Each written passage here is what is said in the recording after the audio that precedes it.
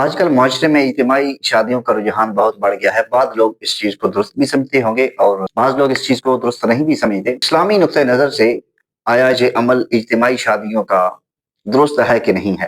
یاد رکھیں کہ انسان کی زندگی میں تین مواقع ایسے ہوتے ہیں جس وقت وہ مہمان خصوصی ہوتا ہے، جب وہ ساری نگاہوں کا مرکز اور محور بنا ہوتا ہے۔ ایک اس کی پیدائش کے وقت کہ یہ ایک ایسا مرحلہ ہے جب ساری نگاہیں اسے دیکھ رہی ہوتی ہیں۔ ایک جب انسان اس دنیا سے جاتا ہے، موت کا وقت، کہ اس وقت بھی ساری نگاہوں کا مرکز وہ جاننے والا ہوتا ہے۔ اور تیسرا انسانی زندگی کے اندر وہ وقت جب انسان نکاح کرتا ہے، شادی کرتا ہے، ایک نئی عملی زندگی شروع کرتا ہے۔ یہ وہ وقت ہوتا ہے جب انسان مہمان خصوصی ہوتا ہے اور ساری نگاہوں کا مرکز اور محور ہوتا ہے۔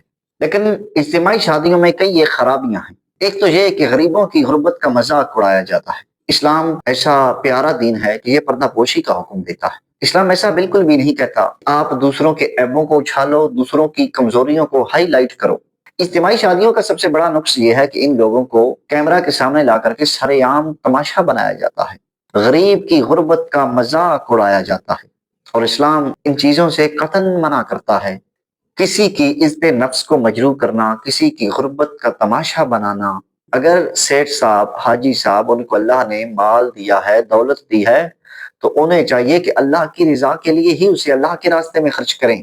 سمجھ اس بات کی نہیں آتی کہ ان لوگوں کو غریبوں کی غربت کا سر عام یوں تماشا بنا کر کے ملتا کیا ہے؟ کیا نبی علیہ الصلوۃ والسلام کی سیرت، نبی علیہ الصلوۃ والسلام کی احادیث، صحابہ اکرام علیہم الرضوان کا طرز عمل اور قرآن کے واضح پیغامات ان لوگوں کے پیش نظر نہیں؟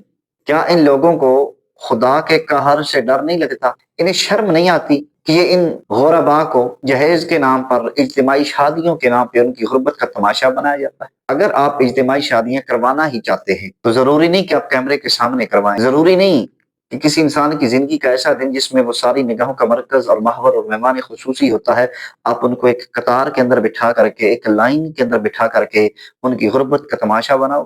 دین اسلام کا یہ پیغام تو نہ تھا، نبی علیہ الصلوۃ والسلام کی یہ تعلیمات تو نہ تھیں۔ کیا قرآن میں یہ نہیں لکھا وَلَقَدْ كَرَّمْنَا بَنِي آدم، کہ ہم نے بنی آدم کو تکریم دی ہے، عزت دی ہے، اور آپ ان عزتوں کو اچھال رہے ہوتے ہیں؟ کیا قرآن میں منع نہیں کہ کسی پہ احسان کر کے، صدقہ کر کے اسے جتلاؤ نہیں؟ لیکن ہم سر عام جتلا رہے ہوتے ہیں اور پھر پوری دنیا کو دکھا رہے ہوتے ہیں کہ دیکھو یہ ہمارے معاشرے کے وہ غربا ہیں جن کی ہم مدد کر رہے ہیں۔ ہاں، اگر آپ کی نیت اچھی ہے، آپ چاہتے ہیں کہ اس چیز سے معاشرے میں اچھائی کو فروغ ملے اور دوسرے لوگوں کا بھی اس چیز کی طرف دھیان اور توجہ ہو کہ وہ بھی نیکی کے کاموں میں بڑھ چڑھ کے حصہ لیں، تو آپ اپنی تصویریں دکھائیں، خود کو پروموٹ کریں۔ غربا کی غربت کا تماشا کیوں بناتے ہیں؟ اس دن ان کی عزت کا کم از کم خیال رکھیں۔ کیا نبی علیہ الصلوۃ والسلام کے صحابہ رات کے اندھیروں میں غربا کے گھروں میں راشن نہیں پہنچایا کرتے تھے؟ کیا سب سے بہترین صدقہ وہ صدقہ نہیں قرار دیا گیا کہ آپ دائیں ہاتھ سے دے رہے ہیں تو بائیں ہاتھ کو خبر تک نہ ہو؟ اتنا کچھ ہونے کے باوجود، اسلام کی اتنی واضح تعلیمات ہونے کے باوجود غریبوں کی غربت کا تماشا کیوں بنایا جاتا ہے؟ کیوں انہیں یوں سر عام ذلیل کیا جاتا ہے، انہیں رسوا کیا جاتا ہے؟ ابھی آپ اجتماعی شادیوں کی جو فوٹیج ہوتی ہے اس پہ دھیان اور توجہ کریں۔ وہ تمام لوگ جو دلہے کے روپ میں ہوتے ہیں یا دلہن کے روپ میں ہوتے ہیں، ان کی نگاہیں شرمندگی سے جھکی ہوتی ہیں۔ وہ محض معاشرے کے مجبور لوگ ہوتے ہیں جو مجبوری کے تحت کیمروں کے سامنے آ کر کے اپنی زندگی کا آغاز کر رہے ہوتے ہیں۔ کیا نبی علیہ الصلوۃ والسلام نے احادیث مبارکہ کے اندر یہ نہیں فرمایا کہ جو کسی مسلمان بھائی کی پردہ پوشی کرے گا، اللہ قیامت کے دن اس کی پردہ پوشی کرے گا؟